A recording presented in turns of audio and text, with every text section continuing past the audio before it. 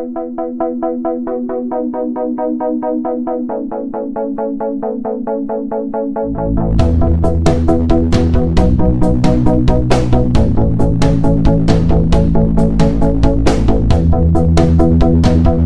itong apat na traktora na ipapadala natin sa Leyte, dediretso siya kung saan nangangailangan, at yung na-identify nila is a corn area, thousands of hectares doon sa May San Isidro for clearing or debris clearing and then land preparation.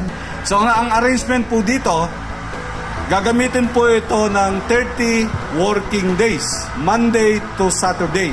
So 4 po ito na traktura. Ang isa po nito, Combal, ang isa Davao Oriental. After 30 days, ang pangako po natin kay Governor Uy at saka kay Governor Malanyaon, ibabalik yung duwa ka buok.